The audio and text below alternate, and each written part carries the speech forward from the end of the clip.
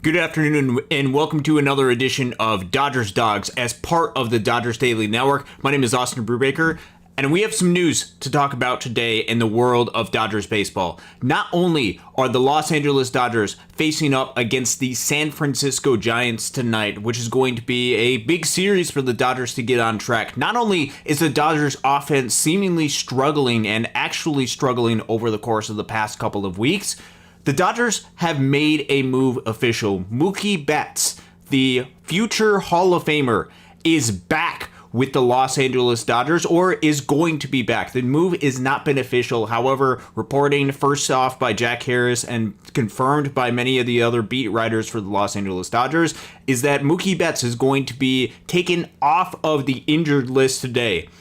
And in his place, Alex Freeland was just optioned to Oklahoma City, or is going to be optioned to Oklahoma City. Still waiting on the official word from the Los Angeles Dodgers, but this is the well-reported news that is going out there right now. We'll get into that. We'll talk about this decision. Was this the correct decision? And if so, what are some of the things that we need to look out for in the case of both Alex Freeland down in Oklahoma City, as well as Hae-Sung Kim at the major league level? We'll talk a lot about that today. We'll also answer some of your questions and do a little bit of a preview, not too much of a preview, about the Los Angeles Dodgers versus the San Francisco Giants, and just some overall big picture stuff or what we are seeing in the world of Dodgers baseball. So thank you again for tuning in. If you have any questions, be sure to let me know in the comments section. I'd be happy to get to those as soon as I possibly can. But to start off first, let's go ahead and do a little bit of a breakdown into the move that the Dodgers just recently made. Obviously,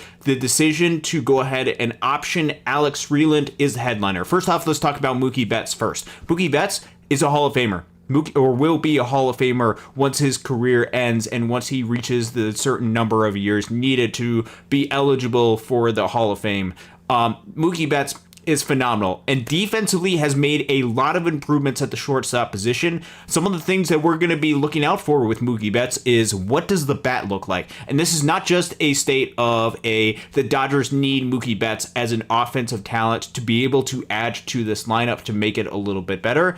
It also is for a Mookie Betts, just the overall sense of where he's at, because with Mookie Betts, as an offensive player, has been a little bit more of a struggle as of recently, at least at the major league level. Let's go through some of his numbers that he had over the past couple of seasons, just because I want to make sure that we are remembering exactly the type of player that Mookie Betts is over the course of the past couple of seasons, because we have in our picture the all-star, the Silver Slugger type of winner that Mookie Betts is and is totally capable of. But over the past couple of seasons, or at least specifically last year, it was a little bit of a struggle for Mookie Betts on the offensive side of things, and even at the beginning of this season was a little bit more of a struggle on the offensive side. Looking at last year, posted a 104 WRC+. WRC+, in case you aren't familiar, weighted runs created plus, an offensive measure to be able to tell just how good of a player is, with 100 being league average. Batting average 259, 326, 406 for Mookie Betts. Was a little bit of a step back, even though the shortstop his play at shortstop was really good. A lot of that can be contributed to perhaps the illness that he had, or perhaps a whole lot of work being put into the defensive side of things. But then this season started, and in 32 plate appearances was 100 WRC+. Again, more league average-ish. The Dodgers need Mookie Betts to be better because Mookie Betts is capable of being better than that. Looking at the seasons prior to that, 2024, 140 WRC+, 2023, 165, 2022, 144, 2021, 131. He is capable of a lot more. The question is, at this state in his career, and with the injuries that have piled up on him a little bit, and with the need of him being able to play a good, solid defensive shortstop, will he be able to maintain the offensive production that he has in the past? Will he get close to that? Will he even be a 15 to 20% better than league average offensive player? The Dodgers could certainly use the stability that he's able to bring to this offense. Hopefully Mookie Betts can be able to find the groove that everyone knows that he is capable of, and that the Los Angeles Dodgers are paying him to be. The Dodgers still have Mookie Betts for a long time. He is going to be back in this lineup, and it's going to be great to be able to see Mookie Betts back in this lineup. That created a little bit of a wrinkle for the Dodgers as an overall roster construction type of strategy. So first off, let's talk about some of the other things that are happening on the injury front from the offensive side. One, Tommy Edman. It's still going to be a while before he's going to come back. There hasn't been a whole lot of news, a whole lot of reports of what's been going on in Tommy Edman's camp and what he is going to be able / capable to be able to come back. So that creates a little bit of a long-term situation, especially at the second base position. Remember, the opening on opening day for either Alex Freeland or Ha-Seong Kim, that was opened up specifically because Tommy Edman was going to be gone for a long time. So Tommy Edman, he's still going to be in the injured list for a while. However, Kike Hernandez is currently on a rehab assignment, and if things go well, should be eligible to return to the Los Angeles Dodgers in about 2 weeks. He's on the 60-day injured list, which he's not eligible to return to the Dodgers until another 2 weeks. But he's already rehabbing. He's getting ready, getting ramped up, ready to go. The full expectation is once he is eligible to return from the 60-day injured list, if he is still healthy, he will return to this roster. Which means that over the course of the next 2 weeks, there is going to be 2 roster spots that were going to be taken up, likely 2 infield roster spots that were going to be taken up. And that led to the question of what should the Dodgers do today?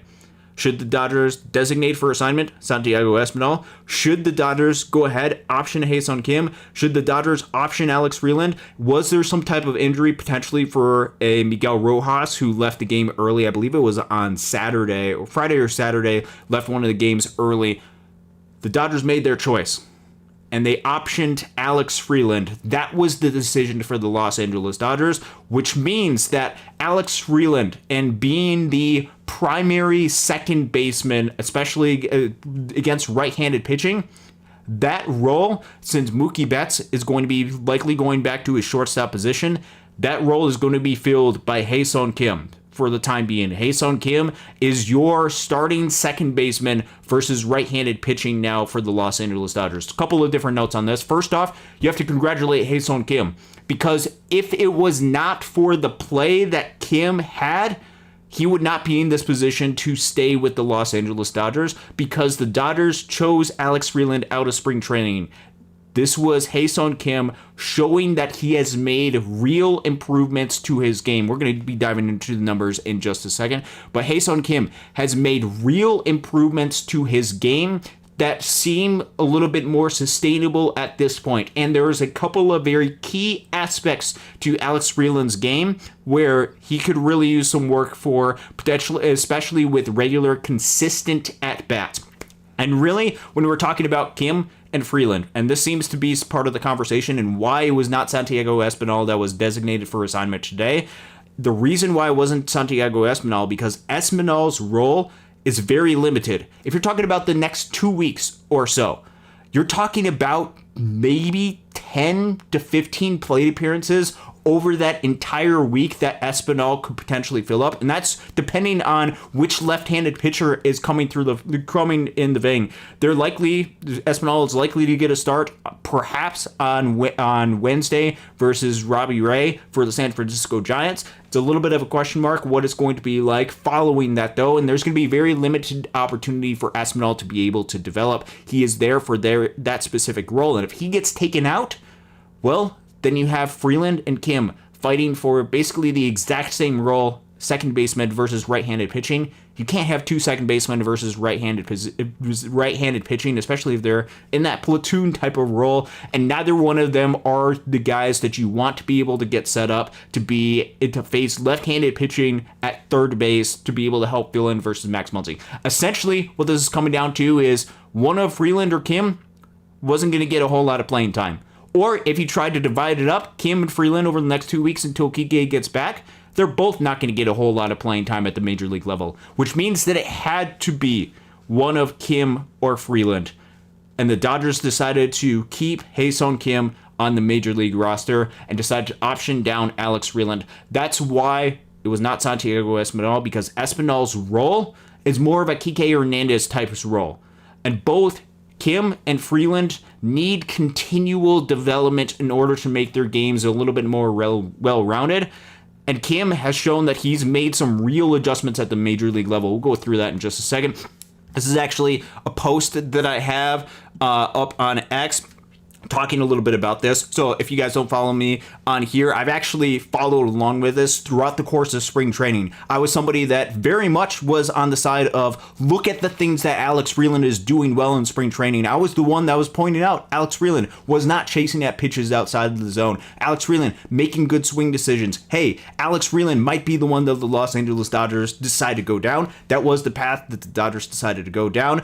I've been tweeting a lot of different updates throughout the course of the season. The only reason why I'm pointing that out is not as a reflection of me, but because I want you guys to be able to go and look at all the different posts that we have, so then you can look and examine just to see a comparison of Kim versus Freeland in a little bit more of a well-rounded type of way. And this is something that I've spent a lot of time trying to study.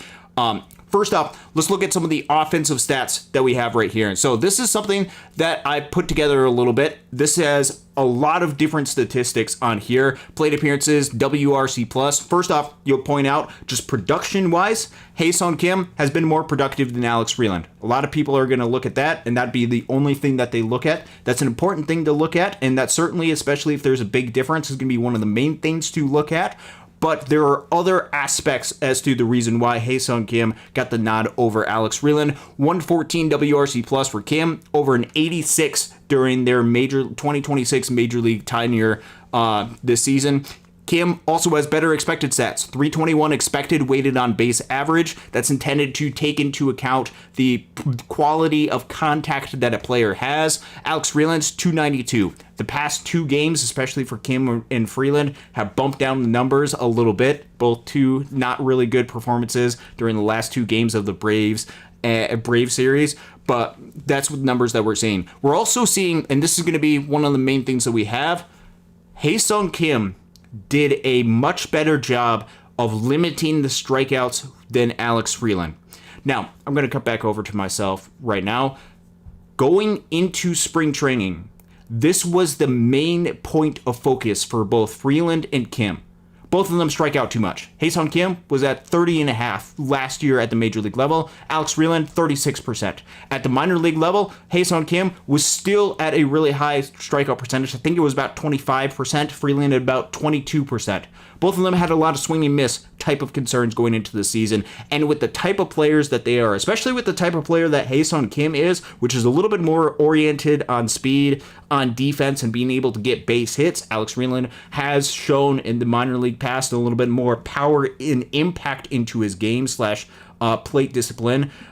With Ha-Seong Kim's game, he could not strike out at a 30% clip and be anywhere close to being sustainably productive. Well, he's done a lot to be able to cut down on that. His strikeout percentage went from 30% to about 20.9% to this point of the season. He also has cut down his whiff percentage as well. Going through some of the numbers, especially with some of the swing and miss that we have right here, Kim cut down his strikeout percentage by close to 10% from 2025. He cut down his whiff percentage by about 7%. His chase percentage is also down about 6%. One of the things with Kim that you don't necessarily get with Freeland is Kim swung a lot outside of the zone. He was a little bit more free swinging. It wasn't as much in the heart of the zone, but he would swing a lot outside of the zone comparatively to league average.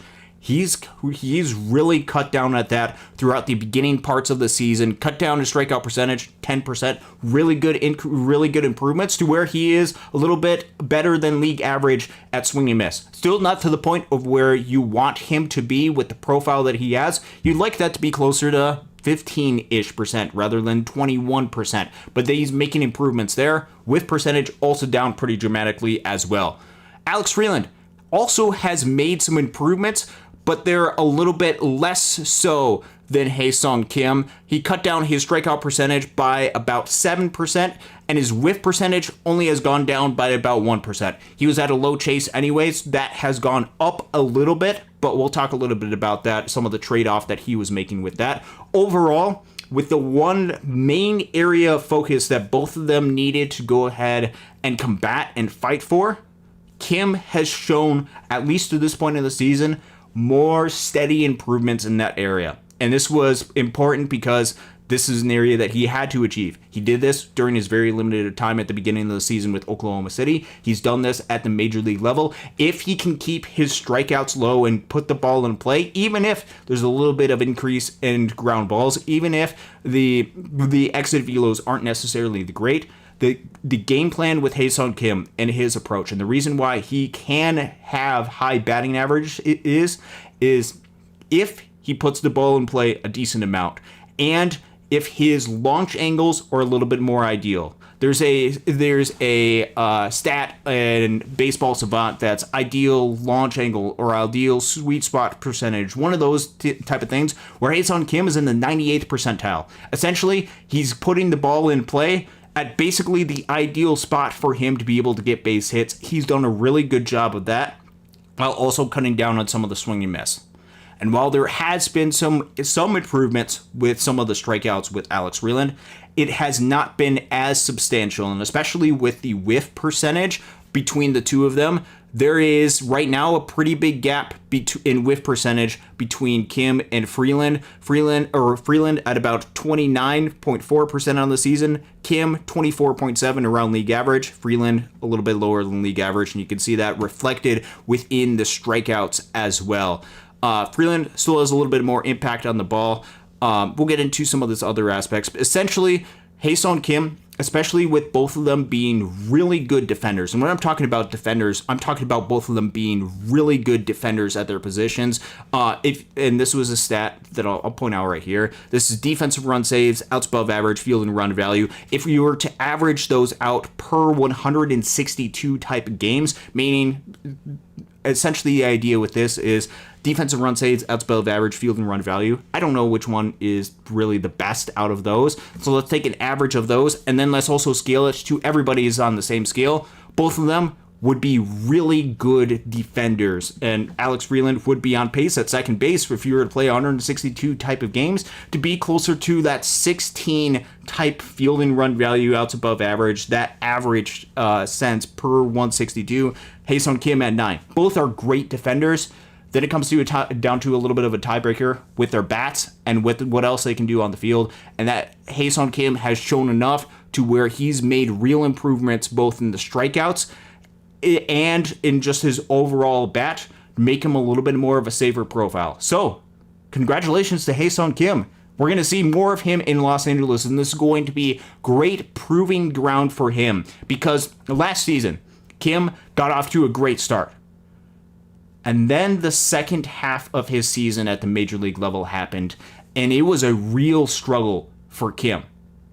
We're going to see Kim's going to get the opportunity to show that he can have a really good start because he had a really good start at the beginning of the season. Can he sustain that hot start and turn that into a more sustainable type of success? If he keeps the strikeouts a little bit lower, if he keeps it sub 20% strikeouts, if he can keep the whiffs down and stop from chasing on pitches outside of the zone like he has shown improvements of, we're going to see a successful Ha-Seong Kim because his profile has a high floor. You got rock solid defense. You got really good speed coming off of the bench. It all comes down to what can he do to be able to help improve his bat. If he can go ahead and make show he can make serious improvements of that, you're going to see more of a consistent, steady, more predictable long-term success for Ha-Seong Kim. Now let's turn the pages a little bit. Let's talk about the player that was optioned today, because I'm sure today is a disappointing day for Alex Freeland. Somebody who earned an opportunity at the major league level at the start of the season. And yes, I'm using the term earned. I know a lot of people did not agree with the decision that the Los Angeles Dodgers made coming out of spring training, and you can very well make the argument that with the success that Ha-Seong Kim has shown at the beginning of the season, that the Dodgers weren't right in that decision. However, there were very specific reasons that the Dodgers decided to roll the dice with Alex Freeland at the beginning of the season, even if it wasn't the decision that you necessarily would have made. There's a couple of different aspects with this. One, his AAA numbers in 2025 were much better than Ha-Sung Kim's AAA numbers in 2025. This is a direct comparison with Oklahoma City and Oklahoma City. Freeland versus Kim. Alex Freeland, 115 WRC plus, above league average expected stats, everything across the board in Oklahoma City was pretty rock solid for him. Wasn't flashy, wasn't anything spectacular, but it was pretty rock solid. With Ha-Sung Kim in Oklahoma City, it was about league average, 99 WRC plus, and you had some swinging miss type of concerns. You have 500 some plate appearances for Alex Freeland in Oklahoma City last year. It was about 170 for Ha-Sung Kim. If you were to compare those two numbers and looked at them at the major league level and said these two players were equal, with what Freeland had done at the AAA level, he had shown that he has a little bit more of past history of a little bit of a safer profile, especially with the Ha-Sung Kim swinging miss concerns that were entering the season. Also, if you look at the 2025 Major League stats, I know Kim had a 95 WRC plus, Freeland 73. 95 is better than 3. Kim was better than Alex Freeland. Yes, dig underneath the surface a little bit, and they were very comparable across the board, which means if you have comparable Major League stats and a player who's better at Oklahoma City last year, and this is I believe, the main reasons why Alex Freeland was chosen over Ha-Sung Kim to start the season was because of his swing decisions that he makes. To put it fair, Alex Freeland has made better swing decisions than Ha-Sung Kim. And so the Dodgers going into the season were betting on, we have a player with a good track record at Oklahoma City last year versus a player that was around league average, not bad, but a little bit questionable track record. Also somebody who struggled a little bit as the season went along at the major league level. You also have two very similar seasons under the metrics that help predict future success at the major league level last year for both of those players. And you have somebody that makes really good swing decisions. So the bet that the Los Angeles Dodgers made with Alex Freeland is that his swing decisions would lead him to good solid success. And there is pretty solid basis with this. And I know it's going to be Alex Freeland didn't necessarily do well, so that means this thought process doesn't wear a whole lot of base. This is what we are seeing with Alex Freeland and his swing decision. This is what I mean. This is 2026 regular season stats as well as league average. And this is what I'm talking about with Alex Freeland making good decisions. And what we're going to do is we're going to look at heart, shadow, chase, and waist zone. In case you aren't familiar with these type of terminologies, heart, inside the strike zone, completely inside the strike zone. This is where a lot of damage gets done. Shadow zone, this is around the perimeter of the strike zone, both inside and outside of the strike zone, where it's quite a little bit questionable of whether it's a ball or a strike. This is essentially where pitchers are trying to get a lot of calls around the perimeter of the strike zone. Then you have chase just outside of that, and waist pitches. These are pitches that are way outside of the strike zone from there. Alex Freeland, in 2026, actually has made some really good trade-off benefits to help prevent him from being a more passive type of player to being somebody that's a little bit more selectively aggressive. His heart swing percentage is 69%. League average is about 71.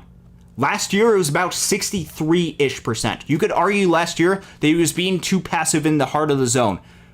This year, at the major league level, he's actually been about league average at swinging at pitches in the heart of the zone, pairing that with not a whole lot of pitches swung at the shadow zone, very few pitches swung onto the chase zone. This is actually up a little bit from what it had been in previous years, and no pitches swinging at the weight zone. Essentially, what Alex Freeland's philosophy is at the plate is, I'm going to swing at pitches in the heart of the zone, maybe a little bit in the shadow zone, and I'm going to do everything that I can not to chase. This is what he did in spring training. This is why, or one of the reasons why, the Dodgers likely chose him to be part of their second base position going forward. And this is especially true when you look at league average stats by each one of these zones. Heart zone, this is expected weighted on base average on contact. This is basically the quality of contact if you make contact with these pitches in each zone, as well as whiff percentage.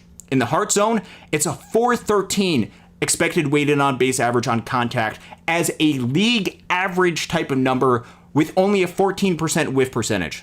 As soon as you swing at the shadow zone pitches, it's 331. That's a 331 expected weighted on base average on contact with a near 27% whiff percentage. If you swing at chase pitches, 253 with a 56.6% whiff percentage. Waste pitches, 21.219 with a 88% whiff percentage. Essentially what this is saying is if you go with the overall aggregate MiLB stats, you want to swing at a whole lot of these pitches, the heart zone, because you're not going to whiff on aggregate a whole lot, and this has the chance for you to do the most damage in the zone. If you look at Alex Freeland, that's exactly the type of swings that he is making. He's done a good job of being able to, yes, chase just a little bit more, but that comes with more aggressiveness inside of the heart of the zone. So where did it go wrong for Alex Freeland? Why has he not had the type of success that you are looking for? Going into the season, one of the main areas that Alex Freeland needed to be better at was the shadow zone. The perimeter outside the zone, or inside and outside of the zone. That's where he struggled. That's where there was a lot of swinging miss. He was losing the shadow zone, which meant that pitchers could go ahead. If they located, they were going to do well against Alex Freeland, and Alex Freeland was too passive in the heart of the zone, led to a whole lot of different issues. That is not Alex Freeland's issue. And this is where he needs the most work, and the thing to watch out the most is because Alex Freeland, despite making good swing decisions, they didn't end up mattering when you lose the heart zone. This is what I mean about Alex Freeland losing the heart zone this year. He's swinging at around league average type numbers, but this is the biggest thing that stood out. His whiff percentage inside the heart zone, again, league average this year is 13.5%. If you swing at a pitch in the heart of the zone, league average whiff percentage is 13.5%. Alex Freeland's whiff percentage in the heart of the zone is more than double that at 27.6%. 27.6% whiff percentage in the heart of the zone. He's below league average of putting those back in play. His expected weighted on base average on those pitches is 277, near 100 points down from what the league average is. Expected weighted on base average on contact is down a little bit. A lot of this comes from the fact that he whiffs a whole lot more in the heart of the zone. Essentially, Alex Freeland has been losing the one zone that he is built as a profile of player to go ahead and take advantage of. And that has led to a place where there is very inconsistent results for Alex Freeland and where he has been a below league average type of player. It is not the stance of there's not the position of he's making good swing decisions isn't the thing that's going to lead you to future success. It's the fact that Alex Freeland has not taken advantage of those swing decisions that has led to him being a little bit more of a struggling player. That has to be the thing that he improves, because he, among all hitters with at least 100 pitches inside the heart of the zone, has the fourth highest whiff percentage in that zone. And if you're going to whiff a lot in that zone, that has to be paired with plus power, and we just have not seen that a whole lot for Alex Freeland. So there's a question. Is this the type of player who Alex Freeland is or has been? You look at his numbers in 2025, you look at Oklahoma City, heart whiff percentage, 15.4%, around league average. 2025 at the major league level last year, heart whiff percentage, 14.3%, around league average for Alex Freeland. And this aspect, so far this season, it's about 27.5%. A massive increase from what it has been in the past. And this is one of those warning signs that you could see with some of the numbers that Freeland was having, just missing on too many pitches in the heart of the zone. And this is something that he had not done in the past. So why could this be potentially as high as what it is? This is going to be one of the main things that he's going to be working out, because this is, in order for his profile to succeed, he's got to win in this zone. Now, one of the possible explanations could be a little bit of a swing type of change that he had made. So if you remember back to the first game that he played, second game of the season against the Diamondbacks, he hit the home run to start in his first plate appearance. Later in the game, he hit the double. Alex Freeland was the reason that the Dodgers won that game, the second game of the season versus the Diamondbacks. He also introduced a little bit of a different change to some of his swings. So if you notice, his bat is a little bit more vertical arms a little bit more extended to where they had been in the past. Alex Freeland had made this swing decision coming out of spring training, and that led to instant success for him against the Diamondbacks. But then that didn't lead to a whole lot of additional success going forward. He actually made a change, I believe, the last time that the Dodgers made a Giants mid that series, to where you can see the bat, and this is as the pitcher is basically starting to go ahead and throw. It's a little bit more flatter. Beforehand, a little bit more vertical. This one's a little bit more flatter. This is right here on the right, his second home run. This is his first home run. The second home run is a little bit closer to the set of swing that he has had throughout the minor leagues and when he had started at the major leagues. A little bit more flatter. He's gone back a little bit to a swing that he has gone to in the past. And that, I believe, is to try to correct some of the things that we were seeing with some of the in-heart zone whiff percentage. And there was a little bit of improvement, but still a lot of swing and miss. I'm sure some of the mechanical things that he's been working on are going to be some of the main things that they're going to be working on down in Oklahoma City to try to cut down on some of the swing and miss in the heart of the zone. Because, again, this is not the profile of player that we saw Alex Freeland coming up. This is something new that's part of his game. Another aspect, and one of the reasons why Alex Freeland has struggled, he's hit the ball too much on the ground. And this, could be going back to swing type of profile, the swing mechanics that he's going through. Last year, his ground ball percentage at the major league level was 38%. That's actually not bad because that means you're putting it in the air 62% of the time. You want to put the ball in the air a decent amount, not pop-ups, but that's going to be the line drive, that's going to be the fly balls, that's going to be where your power is. And with Alex Freeland, he's got some decent power, especially gap-to-gap, double type of power. But when you're hitting the ball 55% of the time, a jump of 17% on his ground ball percentage, that also is problematic. So there's really two areas where Alex Freeland's game that he's really got to be able to work on. He's got to win in the heart of the zone.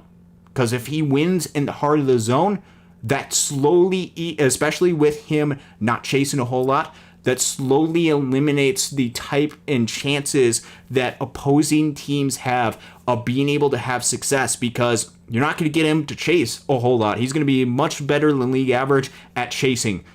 It forces you to go ahead and win inside of that shadow zone, which Alex Freeland has shown more improvements of being able to have. He's got to find a way to cut down on the whiffs in the heart of the zone.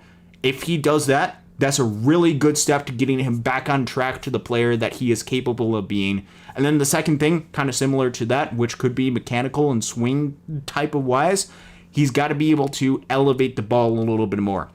Not going to have a whole lot of success for Alex Freeland if he is a 50% plus ground ball percentage type of player. He's got to be closer to a 40-ish type of percent in order for him to project to have a little bit more success. He's going to have the opportunity, very likely, to be able to work on these type of things in Oklahoma City going forward. And these are going to be very important things for him to be able to work on as he continues his development. Look, I know a lot of people are down because they've seen 150 or so plate appearances for Alex Freeland. This is my cause of caution and my continued thing with especially some of these younger guys. Be patient with some of these younger players. We saw 155 plate appearances for Dalton Rushing last year, and we wanted to immediately remove him for the team, and a lot of people wanted to go ahead and bring in Ben Rortvedt after the success that he had in very limited amount of time for the Dodgers and have him be the backup catcher for the Los Angeles Dodgers, because we saw him have some success. Dalton Rushing, we didn't see any success. Be patient with some of these guys. Allow the process to be able to play out. And if these two main aspects of Alex Freeland's game are corrected, I think there is a pretty solid profile, especially with the incredibly high floor that he's able to provide defensively, which he's among some of the best defensive second basemen in the game of baseball.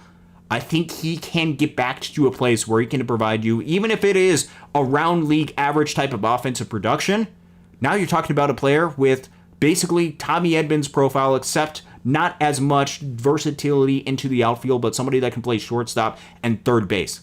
That's the type of potential, that's the type of value that Alex Freeland could provide, but he's got some things to be able to work on, especially mechanically with some of his swing and with being able to win inside the center, inside the heart of the zone.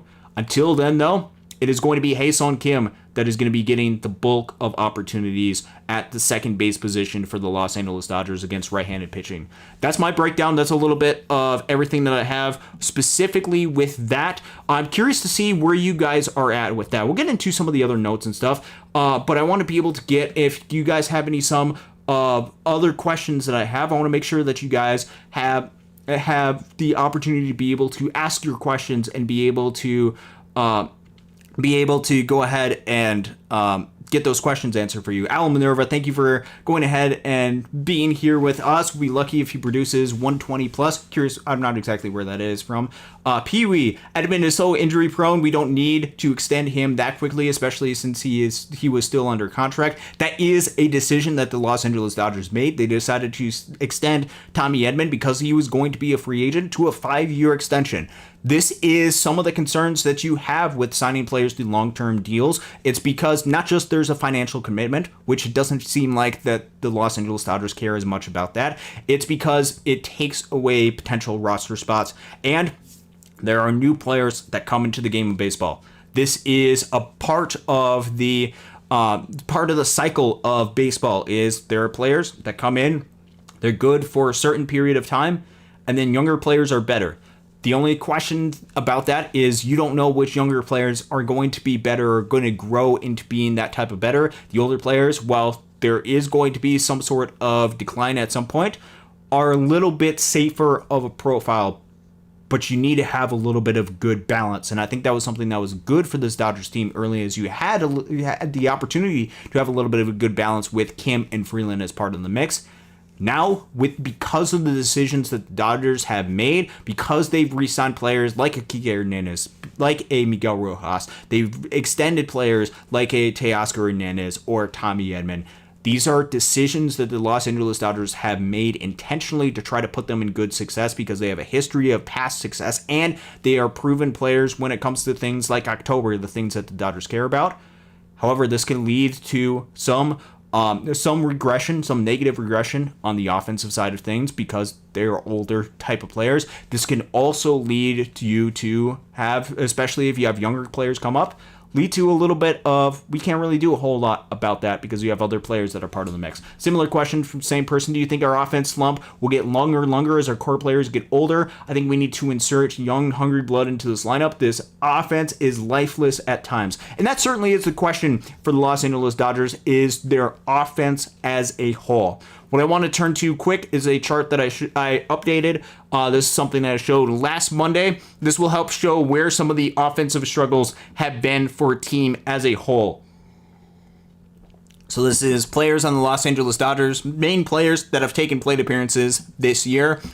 This is 2026 stats, as well as their previous 3 seasons, 2023 to 2025. This helps eliminate some of the bias of one individual season, and this is some of the stuff that we talked about during the course of the offseason. I think the previous 3 seasons gets us a little bit better of an indicator of the type of player that this individual is, rather than just the previous season. It's just Major League stats in this portion. If you look at some of the players that have dramatically underperformed, the biggest underperformer for the Los Angeles Dodgers, and it's not super close, especially players who have had a decent amount of plate appearances, is Shohei Ohtani. Ohtani, the previous 3 seasons, averaged about a 177 WRC+. This year, it's 121. He has been 56 points worse in terms of WRC plus than what he has been the previous 3 seasons. Question is this something where he's showing a lot of regression, or is this something a major concern? Expected weighted on base average, 383. That is down from the previous 3 seasons by 54 points, but still something where you would expect better than just 21% above league average, especially with his weighted on base average being much lower than what his expected weighted on base average is. He's hitting the ball a lot more on the ground. I don't necessarily have the answer to this. So if you're tuning in for the direct answer as to why Shohei Ohtani has been struggling as of late, you could use a wide variety of different factors. Use the increased in pitching, focus on that. He's hitting the ball on the ground. Perhaps there's some mechanical type stuff that Shohei is going through. But the overall level of production for Shohei Ohtani has been down. And even with some of the other players, Kyle Tucker 35 points worse than what he has been the previous 3 seasons. Although Kyle Tucker has been a little bit better, he's 11% above league average. He's starting to get to the point where he's starting to get going a little bit. I think he's getting a little bit more comfortable with that. And the expected numbers are not as good as what they've been in the past. That could be a little bit of a warning sign. Still something to keep an eye out for Kyle Tucker. Freddie Freeman, 32 points worse than what he had been the previous 3 seasons with just a 114 WRC+. Still has solid expected stats, but Freddie Freeman is starting to get older, and this again goes back to a little bit of the question of, because there is a lot of rumblings, especially early or late in the offseason / early in the season, that the Dodgers should go ahead and extend Freddie Freeman past the 2 years that he's under contract for, so he can get an additional 2 years. Maybe he can retire as a Dodger. Maybe he can get to the hits milestone with the Los Angeles Dodgers. We're starting to see potentially some decline with Freddie Freeman to say, hey, maybe that was a little bit premature to be able to have those discussions, or maybe you don't necessarily want to extend that quite as much. He at least just hasn't this year performed quite as well. I'm not super concerned about Freddie Freeman, though. Teoscar Hernandez, 94 WRC+ on the season, and recently has been the worst offensive player on the team. I think pretty safe. Just over the past several weeks has not hit the ball well at all. And this is coming from a player that was league average-ish as an offensive player, and can go through some of those times where it's a little bit of a hit and miss for him, kind of similar to Andy Pages, where Teo will get hot versus a certain stretch and then get really cold versus certain stretches. Andy Pages at least has gone through those stretches, started off the season super hot, and has found a way to be able to bounce back from that to where he's had a really good offensive season on the year. The other big player that is dramatically underperformed is Will Smith. Only a league average type of hitter right now, Will Smith. He has underperformed quite a bit based on expectations, which means that, and this is something we talked about last week, the offensive players in which you're not getting a whole lot of offensive production are your star players. Are your players that are starting to get a little bit older? Are the players that you are relying upon in order to be successful? So the question is, will they be able to turn it around? I think the safe bet would be yes, because you're going to bet on Shohei Ohtani being better than just 20% above league average as an offensive hitter, hitting for more power, not going through this stretch where he's really struggled. You would bet on Kyle Tucker with his long track record of being really solid to be able to continue with some of the improvements. Freddie Freeman speaks for itself. Will Smith, obviously. Teo's a little bit more of a question mark, but these are mostly players that you would go ahead and bet on turning around and being successful based on their track record, based on some of the underlying metrics that you could use. Expected weighted on base average is a good metric to suggest that some of these players are better than what they should be. But the offense is still struggling as a whole. And it remains a little bit of a question just from a roster construction type of strategy is signing a lot of these long-term type of contracts going to be something that is going to be a good thing to do continually going forward? Because one of the ways that you can help improve this offense is continue to sign players, add players to the mix. But if you do that at some point, and this is going to be the warning sign with the Dodgers signing players to long-term type of deals, there's going to be some point where these players are not going to be as productive, but you still have to play them because they are part of your mix, and you can't really get rid of all of these different type of players. I do not believe we've reached that point for the Los Angeles Dodgers, although the offense has not been quite as good. And they're going to go up against the San Francisco Giants team. Look, they're going to face Robbie Ray. They're going to face Landon Rube in the later part of the series. Wednesday and Thursday, I think, is when they're going to face those guys. San Francisco Giants, as an overall pitching staff, has been about league average-ish, but they've been able to get a decent amount of ground balls as a team. They've been able to do certain things well as a pitching staff, where the Dodgers are not facing against the Houston Astros with the worst ERA in Major League Baseball when they face them. They're going to have to find ways to be able to scratch the claw and fight their way out of this slump that they have been offensively. I think they have the personnel to be able to do that, because if you're talking about players to be able to bounce back and get closer to what their league average-ish or their previous 3 seasons have been, I think I can bet on Shohei Ohtani. I think I can bet on Kyle Tucker. I think I can bet on Freddie Freeman. I think I can bet on Will Smith. I think those are players that you can realistically say, yeah, I would expect those players to get back to the production that they have at some point throughout the season and get back to that level. How they do so? I trust their judgment because they are professionals and they have been at this for a long time. I trust them to be able to figure that out, and I trust the hitting staff that works with these players consistently know a lot more about this than I do necessarily, although it definitely has been a concern. Since April 17th, here are some of the offensive numbers, not just overall. Shohei Ohtani, since April 17th, has been worse than league average, 98 WRC+. Kyle Tucker has been really solid. Max Muncy, the best hitter. Kyle Tucker actually has been the second best hitter on the Dodgers team by WRC+ since April 17th, the series at Colorado, the point in which Dave Roberts, manager Dave Roberts, had noted that there had been a little bit of a struggle with the Dodgers offense and where you can trace back to some of their inconsistencies as a team.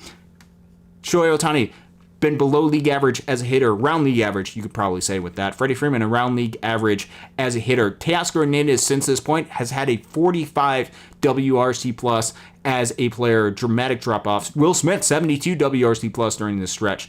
And you're seeing just not a whole lot of great offensive contributions from the team. Hopefully this is something that the Dodgers team as a unit could be able to turn around, to be able to fix, because even during this stretch, expected weighted on base average is 339. They are playing below their capabilities, but some of the batted ball quality is still solid. And this is a little bit of a note that we should take into account as Dodgers fans. Not saying that this is the final say, but the Dodgers are first in Major League Baseball in WRC+. Even though the Dodgers have struggled a lot recently, in comparison to what they are capable of, they are still by WRC+ the best offensive team in the game of baseball. They have the 8th lowest strikeout percentage. I know swing and miss has been something that a topic of conversation for the Dodgers team. They have the 8th lowest strikeout percentage. They are first in expected weighted on base average, meaning their quality of contact has been the best in baseball. 4th in isolated power, 169. They are really good at not swinging at pitches outside of the zone. They're also pairing that with the 3rd lowest ERA in baseball at 327. Really good pitching that the Dodgers have had. They're 7th in expected ERA, 364. 3rd and 5th, 353. They are also, and this is a really key metric that you can have, very simple, but also very key. The Dodgers as a pitching staff are first in strikeout minus walk percentage at 16.9%. The pitching has helped step up. It is the offense that needs to go ahead and do that. 3.22 ERA as starters, 4th in Major League Baseball, while also having the 2nd most innings pitched by starters. Credit Justin Robleski yesterday, even in the loss, going nearly a complete game and being able to save the bullpen after Blake Snell was only able to get through 3 innings. Really bizarre numbers from what Blake Snell has that we won't get to on the show. They've also, even though the Dodgers bullpen pitched a lot during the game on Saturday, has pitched a lot during some of these outings, fewest amount of innings pitched. They're also pairing this with a top 5 defense in the game of baseball, which means you still, as an aggregate, have the best offense in the game of baseball by WRC+, which is crazy to think about. You're pairing that with a pitching staff that at the very least is top 10, probably top 5 in all of baseball, and a top 5 defense as well. Things seem like they are not going well because they haven't necessarily gone well. But they're still in first place, tied for first place, 24-16 with the San Diego Padres. And there's a lot of underlying metrics to suggest, that this team is still a phenomenal team. And they're not playing up their capabilities quite yet.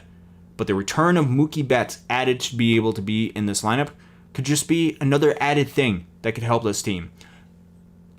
The Dodgers are going to be fine. And we'll figure out what areas they need to address going forward. Because as an offensive team, we'll see if these struggles continue for some of these players, or if they need to go ahead and add younger players. But this is also another question that you have to ask yourself is, who would you replace on this team at this point?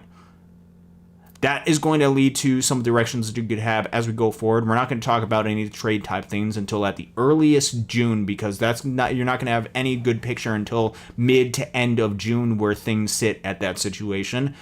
But that's something to keep an eye out for, is who would I replace? If the answer is Teoscar Hernandez, who would you replace Teoscar Hernandez, and who's going to be better than him in that scenario? When it comes to different bullpen, and yes, I know, Brock Stewart is back on the injured list, and that is frustrating because it seems like he's always been on the injured list. This is also going to give opportunities for Edgardo Enriquez, for Kyle Hurt to get a little bit more of high leverage, right-handed relief type of roles, something that actually could be really useful for them as they continue with their development, getting some of those opportunities going forward.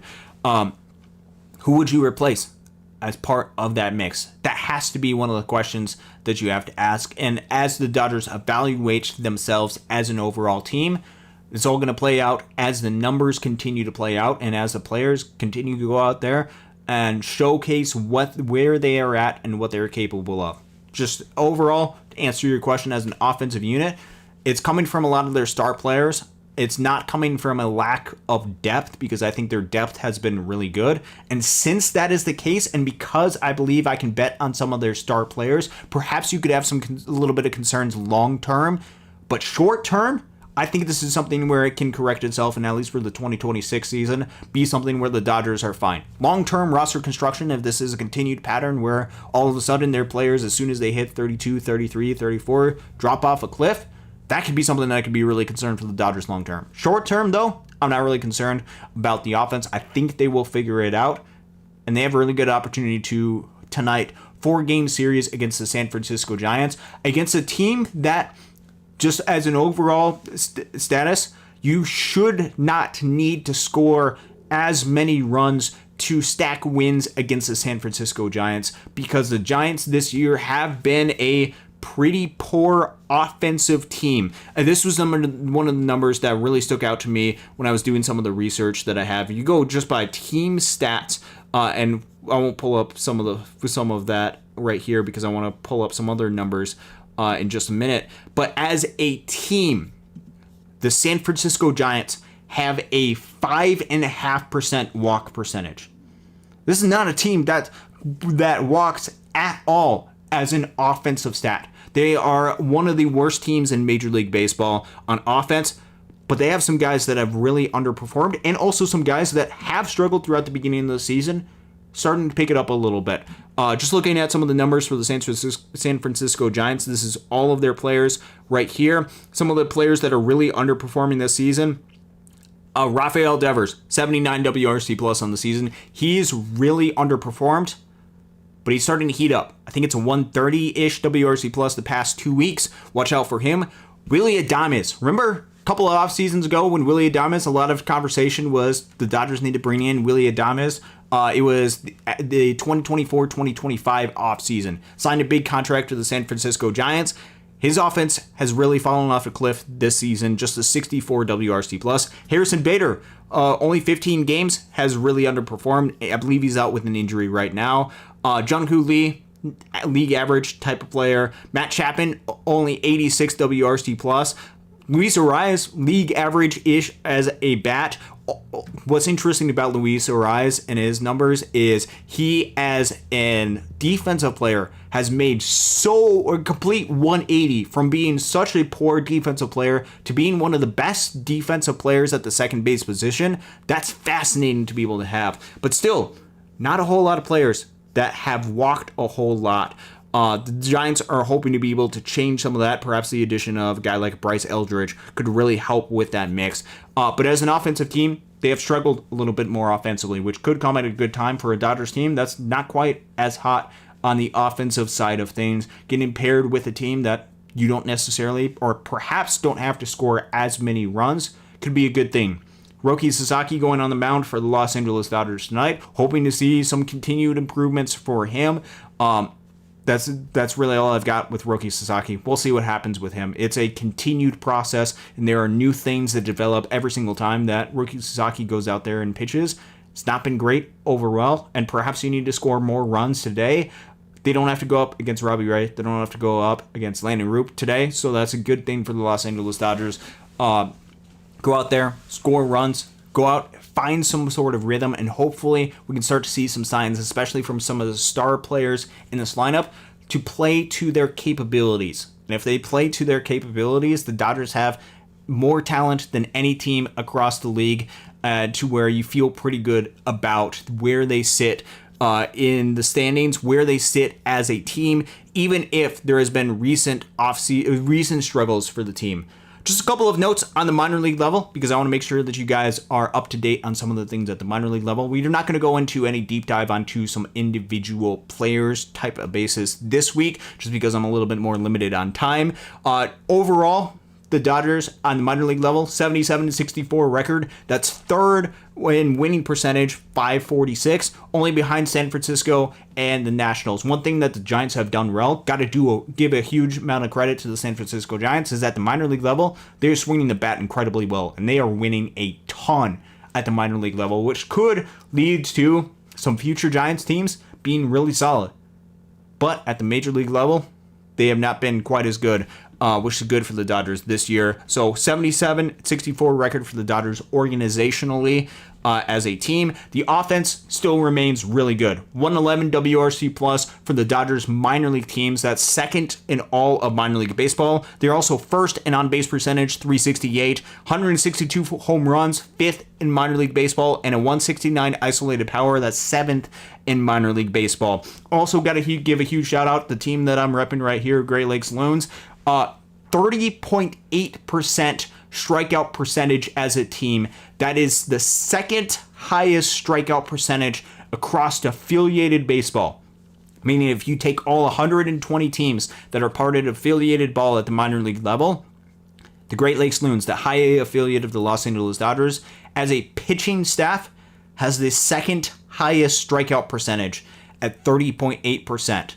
Been striking out a lot of guys. I think they're 13th in strikeout minus walk percentage. They do walk a decent amount of guys, but the strikeout percentage is really solid as a team. They've done a really good job as a pitching staff, and there's a lot of fun pitchers at the Great Lakes levels to be able to watch. A lot of good things, a lot of winning happening at the minor league level. Both Tulsa and Great Lakes are really the two teams that are fighting for a playoff spot. About halfway through the first half for both teams, directly at halfway point for Great Lakes. Tulsa about a couple days away from being at the halfway point for them.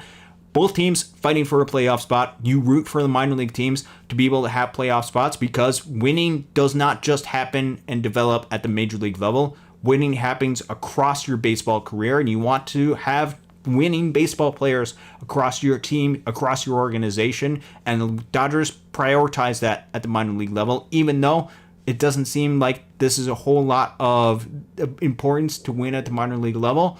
It is important to the Los Angeles Dodgers, and they've done a good job of that, third best winning percentage in all of minor league baseball as a team. Let's take a couple of minutes to be able to answer any questions. If you guys have any thoughts, comments about the Freeland Kim decision, Mookie Betts being able to come into the fold, or some predictions for the game tonight, happy to be able to do that. We'll maybe do this for just a couple of minutes if there's any additional comments, questions, and stuff. I gotta find my mouse right here to be able to do that. Yeah, rcarino5, thank you for tuning in. Al Minerva, get a question. So happy that shows Kim, he earned it. Absolutely. Kim has earned the opportunity because of his play that he's had during this first half. He's limited the swing and miss, and that has led to a lot of success for Ha-Seong Kim. He has earned the opportunity that he has. He has to be able to sustain this level of limitedness to the swing and miss. There's much better way to say that. I just didn't think of a way to say that better. He's got to limit the swing and miss to this degree, and perhaps continue to improve on it in order to make him a sustainable big league type of player. And you hope that there's not a drop off in the production that he has going forward. Plus, he can play. Kim is him, Al Maneuver. Plus, Kim can also pinch run as well. That's another added element. And I have no concern. Kim has been playing shortstop during his time at the big league level so far in 2026. He'll transition easily over to second base, a position that he is capable of winning a Gold Glove at. It's all about his bat for Ha-Seong Kim, and if that can be replicatable and sustainable going forward. Bruce Davis, thank you for tuning in as well. Good afternoon. Really appreciate Kim. He just needs to keep playing. He can do this. Absolutely. Hopefully he can be able to do this going forward. We need to fix this offense because it's been horrible. Freeland will be back at some point. Arcarino5, Loki, Bruce Coons, and Austin Brubaker look similar. I guess I never really had paid attention a whole lot. Bruce is awesome with what he does. His prospect coverage over at Dodger Blue is phenomenal. All the stuff that Bruce does, go check it out. He is truly phenomenal at what he's able to do. Get a hot take. Kim is better than Betts, present and future. That is a fire take, and I'm going to say that is an absolutely crazy take because I don't think you can. I think it would be crazy to say that a player is better than somebody that's going to be a Hall of Famer. Now, you can make the argument present better than Mookie Betts. Well, that's going to require, because I think the likely scenario with Mookie Betts as a bat is going to be about a 115 to 120-ish, probably closer to 120-ish WRC plus type of player. Probably a little bit of a drop back with his power, but around that. And defensively, you expect probably pretty solid results for Mookie Betts. In order for Ha-Seong Kim, because he's going to be playing at the second base position, is not going to be as much of an impact as the shortstop position. He's got to play really solid defensively, no concern about that. But if you're just talking about as an offensive player, got to be better than a 115 to 120 WRC plus type of player. He was that at the very beginning of the season. The numbers have trended closer to where he's now at 114 WRC plus type of player. I don't think he's better than Mookie Betts right now. I think Mookie Betts, it'd be hard for me to imagine that he's a better player than that, but that's part of the reason for the hot take that you have right there is that Kim is a really good player. I don't doubt that he's a really good player. I just think we need to remember just how good of a player Mookie Betts is at this point. Bruce, we do need to get some of the young guys in the lineup. We've been through this, but we're going to lose a series against bad teams. We'll see what happens. Ilishiva Jones, hope Sasaki pitches effectively tonight. Absolutely. Anthony DeSantis, more Kyle Hurt, please. Kyle Hurt has been awesome to start this season. Looking at some of the numbers that he's had, I think it's a sub-1 ERA on the season, 0.90. This is part of the thing where it's obviously disappointing that Breck Stewart is going to miss time, and you don't wish upon that for anybody. But that's going to force the Dodgers to potentially put Kyle Hurt into more high leverage type of situations, and that could be good because the more pitchers that you have that are capable of pitching in high leverage situations, more options that you'll be able to have in October. Al Minerva, let's try to move on from Teo this offseason. I do remember there are some rumors about that. We'll see if those end up resurfacing again. And if you're talking about potential fixes to this roster, that could be one of the areas that, if you're especially on the offensive side, the Dodgers look to be able to improve. Because if you're talking about 1 through 9, the Dodgers lineup, where could the Dodgers improve this team? Where could the Dodgers improve this lineup? The two areas that you potentially look out for is left field with Teoscar Hernandez and second base. But there are too many options at second base with Ha-Seong Kim, with Tommy Edman coming back, and I don't think they want to move off of, especially since they have Tommy Edman to a long-term type of decision. As an offensive front, perhaps it is Teoscar Hernandez. However, as we've talked about in the past, you have to replace Teoscar Hernandez with a right-handed type of power bat. And who are you going to get that's a right-handed power bat that could replace that? Alex Call, really good. He's a really solid player. He's not a right-handed power bat. Solid right-handed hitter, not a power bat, though. And I think that's one of the things that they would need in this scenario where they go ahead and replace a Teoscar Hernandez at some point during the season. I don't think it happens, but we'll see. V-Track, not a big fan of what Mookie Betts has been able to do for the team so far. I think he'll be fine. Mookie Betts is awesome. I think that's what we need to remember about Mookie Betts. Let's see. Continuing on with a couple of these comments right here. Pee-wee says we need to win out 6 out of 7 against the Giants and the Angels. Need to take advantage of some of these bad teams. And I think that's good. They're going to be in good position to be able to go out there and do that. We'll see if they take advantage of that. What happened to River Ryan? We have not heard a whole lot of River Ryan. I believe he went on the IL close to a month ago now with some sort of hamstring type of injury. He's been out for a while.